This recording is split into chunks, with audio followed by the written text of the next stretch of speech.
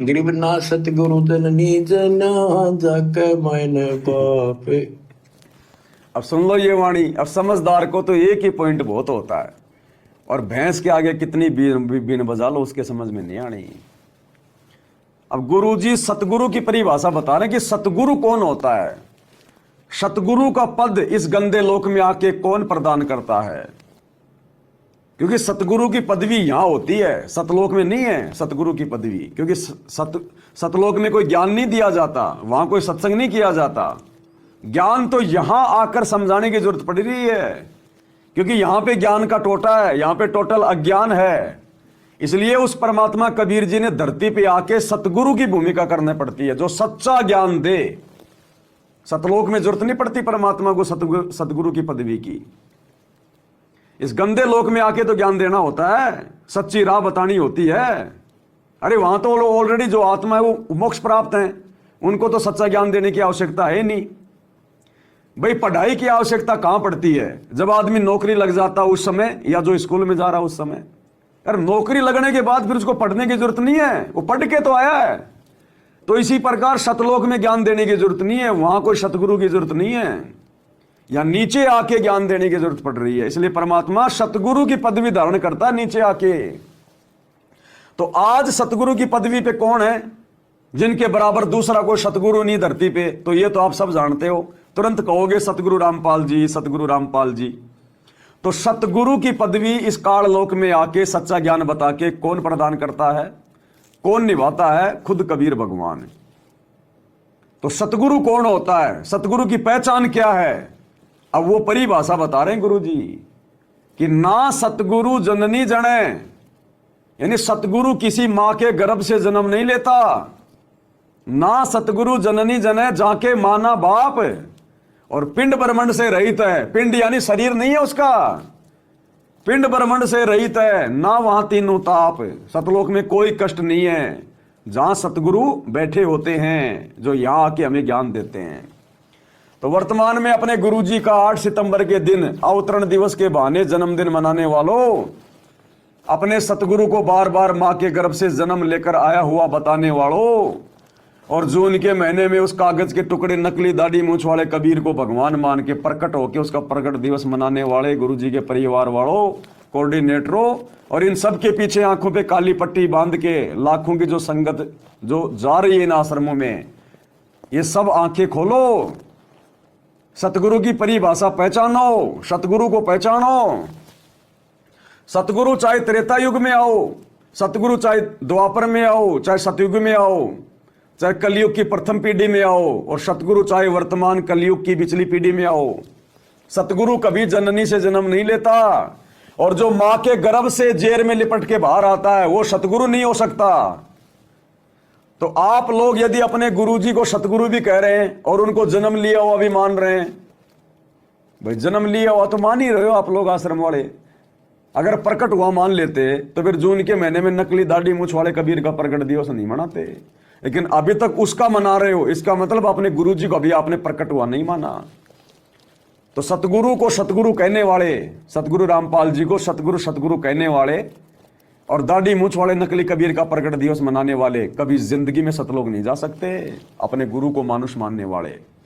तो परिभाषा बता रहे हैं गुरु जी, सतगुरु की क्या परिभाषा होती है। सतगुरु जननी जना,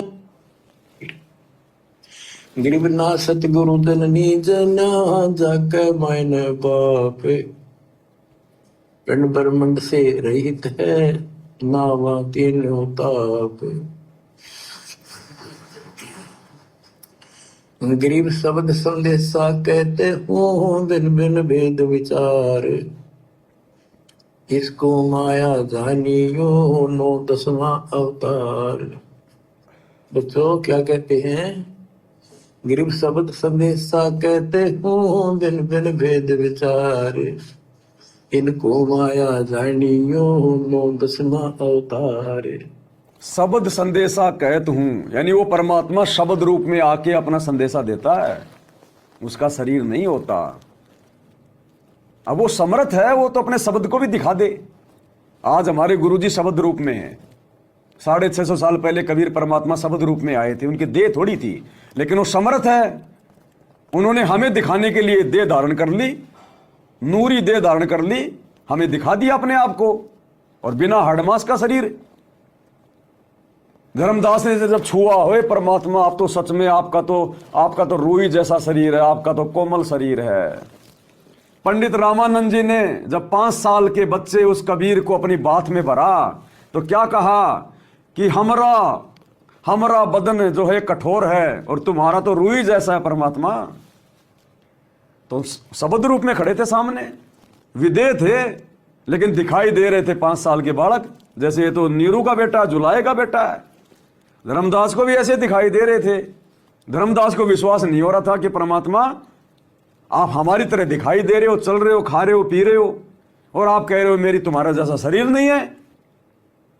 तो परमात्मा ने कहा कि धर्मदास यही तो तेरी आंखों का धोखा है। हमारी पहचान ज्ञान से करनी पड़ेगी, ज्ञान से, आंखों से नहीं होगी पहचान गुरु की पहचान ज्ञान से करनी पड़ेगी। फिर धर्मदास ने जब हाथ लगाया तो बिल्कुल रूई जैसा, और आज भी वही हो रहा है। आज वही कबीर परमात्मा है तो सब कुछ वही होगा। सारी लीला 650 साल पहले वाली होंगी, बस समय और परिस्थिति के अनुसार घटनाओं में थोड़ा अंतर है। तो आज भी ऐसी बात नहीं है कि परमात्मा का शरीर कोमल नहीं है, रूई का शरीर नहीं होगा। लेकिन भैया जिन हरि जैसा सुमरिया ताको तैसा लाभ, जिसने भगवान को जिस दृष्टि से देखा है परमात्मा वैसा ही व्यवहार करेगा। जिसने गुरु को शब्द रूप में मान लिया, नूरी मान लिया, भगवान मान लिया गुरु को, सतगुरु रामपाल जी को, वो जब उनके चरणों की सेवा करेंगे तो उनको तो रूही जैसा लगेगा। और जिसने गुरु को हाड़मास में मान रखा है, जन्म लिया हुआ मान रखा है, उसको तो भैया पत्थर जैसा लगेगा, चाहे कितने दबा दबा के देख लेना। ये तो जाकी मालिक कहते ना कि वो कौन सी एक वाणी है कि जाकी जैसी दृष्टि है, ऐसी कुछ वाणी आती है वो। हाँ, जिन हरि जैसा देखा जिनकी जैसी दृष्टि, ऐसी कुछ वाणी मुझे ध्यान नहीं आ रही। तो वर्तमान में भी सतगुरु रामपाल जी परमेश्वर जी अपने मुख कमल से बोल के हमें विश्वास दिला रहे हैं कि करोथा आश्रम में कैसे एक भगत आया, उसके दांतों में दर्द था, दांत उसके हिल रहे थे, खाना खाया नहीं जा रहा था। गुरुजी से नाम लिया, नाम लेते ही दांतों का दर्द गायब, दांत हिल रहे हैं लेकिन दर्द नहीं हो रहा, बढ़िया खाना खाया। और फिर वो भगत जब गुरुजी के चरणों की सेवा करने गया आश्रम में, उसको समय दिया परमात्मा ने, उदाहरण बनवाना था गुरुजी ने, हम तक ये संदेशा पहुंचाना था गुरुजी ने, इस घटना को जन्म दिया गुरुजी ने। जब वो भगत गया गुरुजी की चरण सेवा में तो भगत कह रहा था कि मुझे तो जब मैं चरण सेवा कर रहा था तो रूई से भी नरम, अब रूई से नरम क्या होगा, फोम से भी मुलायम गुरुजी के हाथ पैर, यूं दबा रहा है तो हाथों में आ रहे हैं हाथ पैर, यूं जैसे हम किसी चीज को यूं करते तो यूं हो जाती है। तब उसको विश्वास हुआ कि अब आपसे बढ़ के शक्ति और कौन है।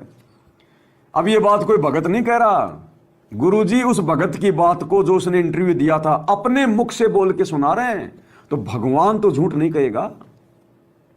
तो हम पिछली पीढ़ी वालों को विश्वास दिलाने के लिए कि नालायको तुम्हारा गुरु ही कबीर है, तुम्हारा गुरु ही नूरी है, परमात्मा है, विदेह है, और विचार कर लो इन बातों पे, अब विश्वास कर लो इन बातों पे कि गुरुजी परमात्मा है, परमेश्वर हैं। तो गुरुजी अपने मुख कमल से उस भगत का इंटरव्यू 2 मिनट में सुना रहे हैं, 2 मिनट में। तो फिर मैंने 25/7/2005 में क्रोथा आश्रम में जाकर नाम ले लिया। 25 जुलाई 2005 को नाम लिया। नाम लेने के इससे 2 साल पहले मैं पायरिया रोग से ग्रस्त था, यानी नाम लेने से पहले दांतों में पायरिया रोग था। सारे जाड़ दांत हिलने लग गए थे। जब नाम लेने गया तो गोली खाना भूल गया। सोचा दर्द बहुत है, नाम नहीं जपा गया तो पाप का भागी बनूंगा। लेकिन सोचा देखा जाएगा, नाम तो ले लूं। जब नाम लिया तो पता नहीं चला कि जाड़ का दर्द कहाँ गया। ऐसा हो गया कि दर्द कभी था ही नहीं। फिर नाम लेने के बाद आश्रम क्रोथा में खाना खाया तो दर्द नहीं हुआ। दांतों को हाथ लगाकर देखा तो वो हिल रहे थे, लेकिन कम हिल रहे थे और वो आप अब भी हिलते हैं, लेकिन तकलीफ नहीं। इसके बाद दर्शनों के लिए गया तो चरण सेवा मिली। तो सतगुरु देव के चरण ऐसे लगे जैसे फोम की रुई से भी नरम हो। तो मैं तो ऐसा हो गया कि न कोई चिंता और न कोई तकलीफ। मैं बहुत खुश हो गया। अपने आप ही मन में आता रहा कि इनसे ऊपर कोई और शक्ति नहीं। इसके बाद दर्शनों के लिए गया तो चरण सेवा मिली। तो सतगुरु देव के चरण ऐसे लगे जैसे फोम की रुई से भी नरम हो। तो मैं तो ऐसा हो गया कि न कोई चिंता और न कोई तकलीफ। मैं बहुत खुश हो गया। अपने आप ही मन में आता रहा कि इनसे ऊपर कोई और शक्ति नहीं। तो जैसे उस भगत भाई के दांतों का दर्द ठीक हुआ तो उसको विश्वास हो गया कि भाई ये तो परम शक्ति है। तो परमात्मा ने उसके विश्वास को और अधिक बढ़ाया। और जब वो चरणों की सेवा के लिए गया तो जब चरण सेवा करने लगा तो ऐसा लगा जैसे रुई से भी नरम। अब गुरुजी अपने मुख से बता रहे हैं ये बात है। तो बताओ इनका हाडमास का शरीर है क्या? हम गधे कहां घूम रहे हैं? कलयुग की पिछली पीढ़ी में इतना ज्ञान लेके, शिक्षा लेके, इतने प्रमाण, इतने सत्संग सुन के भी हम उस दाढ़ी मूंछ वाले नकली कागज के टुकड़े को कबीर मान के प्रकट दिवस मना रहे हैं और अपने गुरुजी का जन्मदिन मना रहे हैं। तो ये माँ के गर्भ से जन्म लेके आया है क्या? अरे बिना हाडमास का आता है क्या माँ के गर्भ से बाहर है? इसलिए परमात्मा कहते हैं, भगत भाई बहन लिख लिख के भेज रहे हैं उस वाणी को, कि जाकी रही भावना जैसी तिन प्रभु मूरत देखी वैसी। कि जिसने अपने गुरुजी को जिस भाव से देखा, परमात्मा उसी भाव में उसको अपना अनुभव करवा देते हैं। तो भैया जो गुरुजी को परमात्मा मानेगा उसको तो भैया ऐसे ही अनुभव होगा, ऐसे ही मौज होगी उस भगत की। तो उसको तो रुई से भी नरम, वो तो गदगद हो जाएगा कि बिल्कुल सत्य बात है, मेरे गुरुजी परमात्मा है। और जिस मूर्ख ने कागज के टुकड़े को भगवान मान रखा, दाढ़ी मूंछ वाले को, और फॉर्मलिटी के लिए जुबान से भोंकता रहता हमारे गुरुजी भगवान, हमारे गुरुजी भगवान, उसको तो आडमास ही दिखाई देगा। तो कहते हैं जाकी रही भावना जैसी प्रभु मूरत देखी तिन तैसी। तो भाई और बहनों, ये गलती अब हमने पिछली पीढ़ी में नहीं करनी है। थोड़ी देर का सत्संग और है, फिर समाप्त करेंगे। कहती है 9-10 अवतार आए जिनको तुम भगवान मानते हो, ये भी काल का जाल है, यह भी माया थी। गरीब कृष्ण कन्हैया राम है, बलि बावन अवतारे, हिरणाकुश नरसिंह है, ये सब माया विस्तार। गरीब ओ तो अचल अनूप है, नूरी दे शरीर, करता हो अवतरे ये माया के रघुवीर। ये करता तुम कहा है, अंत में बिरान मट्टी करवा कर मरे। श्री कृष्ण पैर में तीर लाग कर मरा विशेला। श्री रामचंद्र जी ने सरयू नदी में जल समाधि ली, डूब कर मरा।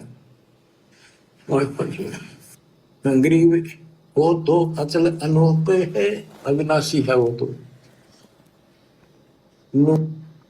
अब बताओ, गुरुजी कह रहे श्री कृष्ण जी के पैर में जहरीला तीर लगा, हाय हाय करके मरा। और श्री रामचंद्र जी ने सरयू नदी में जल समाधि ली, डूब के मरा। डूब के मरना यानी आत्महत्या करना। क्योंकि गुरुजी ने उसका पूरा इतिहास बता दिया, असली इतिहास, कि अंत में वो इतना दुखी हो गया जैसे कोई पागल हो जाता है। क्योंकि पत्नी ने उसको अस्वीकार कर दिया, बच्चे उससे उसके विमुख हो गए, उसके दुश्मन बन गए। लक्ष्मण को उसने मृत्युदंड की सजा सुना दी अपने भाई को। नगरवासी उसको हाय हाय करने लग गए, माता पिता उसके रहे नहीं। अंत में बेचारा पागल जैसा हो गया श्री रामचंद्र, विष्णु का अवतार, ये करता। और सरयू नदी में डूब के मरा, आत्महत्या की। अब आत्महत्या करना तो कायरों का काम बताया गुरुजी ने। और उस रामचंद्र जी के निमित्त होके गुरुजी के बेटा बेटियों ने, इस परिवार ने अयोध्या में जाके भंडारा लगा दिया। बताओ, तो ये काल के हैं या गुरुजी के हैं? ये गुरुजी के भक्तों से ले लेके पैसा और काल की गोद में जाके ये तो काल का काम आसान कर रहे हैं। ये तो काल के पक्ष में खड़े हैं गुरुजी के परिवार वाले कोऑर्डिनेटर। संगत का जूता संगत के सिर पे मार रहे हैं। संगत का ज्योति पाठ और दान का पैसा और संगत की ही मर्यादा तुड़वाने के लिए दुनिया भर के कुकर्म कर रहे हैं। तो भाई और बहनों, आप और हमारा सौभाग्य सत्सेवकों का, जो गुरुजी ने हमें सार शब्द देकर हमारी सद्बुद्धि खोल दी। गुरुजी हमारे घट में आके बैठ गए, नहीं तो इस हाड़ मांस के शरीर में इतना विवेक नहीं हो सकता, इतनी दूरदर्शिता एक भगत के अंदर नहीं आ सकती जो आज हजारों सत्सेवकों में आ गई, क्योंकि हमारे अंदर गुरुजी समा गए। और गुरुजी समाएंगे पवित्र देह में, जो सारे विषय विकार छोड़ देगी, सारी परंपराओं को, रिवाजों को छोड़ देगी, मान बढ़ाई अहंकार की जो गंदगी है उससे दूर हो जाएगी, अपने गुरुजी को ही परमात्मा मानेगी, गुरु की प्रत्येक आज्ञा में चलेगी, वो पवित्र देह हो जाती है और उस जगह पे परमात्मा निवास करता है। अरे हमारे घर पे रिश्तेदार आ जाए, घर में कितनी गंदगी है, लेकिन रिश्तेदार को जहां बैठाएंगे उसको साफ करेंगे कि नहीं करेंगे? तो भगवान क्या गंदगी में आके बैठ जाएगा? भगत ने पवित्र होना पड़ेगा। पवित्र होने के लिए गुरु जी ने सत्संग दे दिया, सुमरण दे दिया, मर्यादा दे दी। अब भी अगर कोई अपने आप को अपवित्र रखना चाहता है, ये गंदी राजनीति करके, गुंडों की जांच करा के, आरक्षणों में बैठ के, स्टेडियम खुलवा के, हॉस्पिटल खुलवा के, गले में माला डलवा के, राजा बाबू बन के जाटों की धर्मशाला में उद्घाटन करना, करोड़ों रुपया भक्तों का बर्बाद करना, अब भी अगर आप अपने आप को अपवित्र रखना चाहते हैं और इसी काल के लोक में राजा बाबू बनना चाहते हैं, तो अगले जन्म में गधा बाबू बनाएगा, गधा बाबू। तो भाई और बहनों, ये आत्माएं अपना जन्म हार चुकी हैं, बर्बाद कर चुकी हैं, ये कोऑर्डिनेटर और गुरुजी के परिवार वाले। और अंत में आप देख लेना, ये बातें आपको परम सत्य दिखाई देंगी, परम सत्य जो आज बोली जा रही है गुरुजी के आशीर्वाद से, जो पिछले 8 साल से दास भोग रहा है, क्योंकि यही सत्य है। गुरुजी कहते हैं झूठ को अगर 100 बार अगर बोला जाए, वो झूठ भी आदमी को सही लगने लग जाती है। और ये बातें तो है सत्य, और सच को यदि बार बार बोलेंगे तो आने वाले समय में ये तो परम सत्य साबित होंगी। जिस प्रकार गुरुजी एक ही सृष्टि रचना को हर सत्संग में बार बार ब्रह्मा विष्णु महेश की जन्म मृत्यु को बार बार नकली साधु संतों की शास्त्र विरुद्ध साधना के विषय में बार बार बोल रहे हैं। क्यों? क्योंकि वो सत्य है। और उस सत्य को यदि बार बार बोला जाएगा, एक दिन ऐसी जगह बना लेगी अपने दिलो दिमाग में, हम शौपन में भी उधर मुंह नहीं करेंगे। तो आने वाले भगत समाज के लिए ये वीडियो बन रहे हैं, ये वर्तमान वाले भक्तों के लिए नहीं बन रहे। वर्तमान वाले तो काल की गोद में जाके बैठ गए, सत्यानाश कर गए, उनको तो दूसरा जन्म मिलेगा। जो आश्रमों में जा रहे हैं उनको, गुरुजी के परिवार को तो दूसरा जन्म भी नहीं है। इन कोऑर्डिनेटरों को जो जानबूझ के सांची जो तज रहे हैं, इनको तो दूसरा जन्म भी नहीं है। आम संगत को तो फिर भी मिल जाएगा। तो ये वीडियो वर्तमान में केवल उन भक्तों के लिए है जो गुरु को परमात्मा मान के भक्ति कर रहे हैं, तो उनका तो आगे से आगे विश्वास बढ़ेगा। और आने वाला जो भगत समाज होगा, उनको इन वीडियो के माध्यम से जानकारी मिल जाएगी कि हम कहां धोखा खाएंगे, हमारे से पहले वाले भगत भाई बहन कहां कहां धोखा खाए।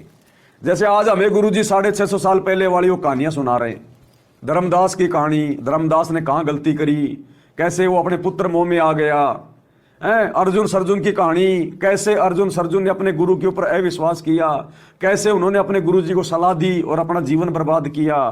सर्वानंद की कथा, नीरू नीमा की कथा, नेकी से उसमन की कथा। तो आज हमें अपने ही भगत भाई बहनों के इतिहास को सुनकर देखकर जानकारी मिल रही है ना, हम दृढ़ हो रहे हैं ना।